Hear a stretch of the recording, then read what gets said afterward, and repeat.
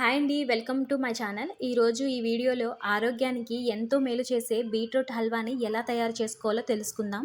ముందుగా బీట్రూట్‌ని తీసుకొని శుభ్రం చేసి పైన తొక్కని తొలగించి తురుముకొని పక్కన పెట్టుకోవాలండి. ఈ బీట్రూట్ హల్వా మరింత టేస్టీగా ఉండడం కోసం నేను నార్మల్ పాలకు బదులుగా కొబ్బరి పాలను తీసుకుంటున్నానండి. ఈ పాల కోసం ముందుగా కొబ్బరిని చిన్న ముక్కలుగా కట్ చేసుకొని మిక్సీ పట్టి పాలు వడకట్టుకొని ఒక గిన్నెలో తీసుకోవాలండి. మిగిలిన ఈ కొబ్బరిని ఎండబెట్టుకొని మనం కూరల్లో కొబ్బరి పొడిగా వాడుకోవచ్చు. అలాగే కొబ్బరి ఉండలు చేసుకొని కూడా తినవచ్చండి. పిల్లలు చాలా ఇష్టంగా తింటారు.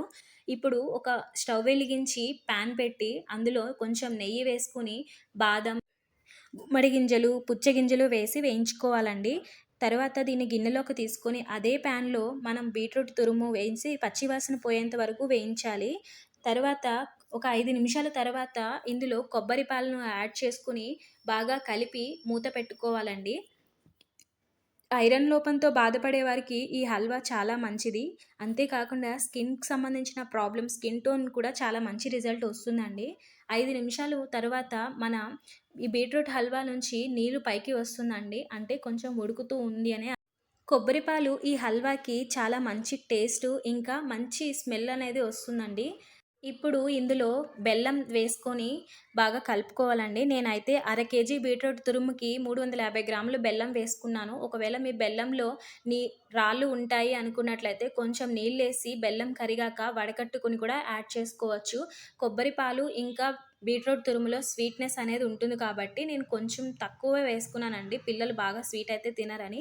మీరు రుచికి సరిపడా బెల్లం వేసుకోవచ్చు. మరో 10 నిమిషాల పాటు మూత పెట్టుకొని వేయించుకోవాలండి.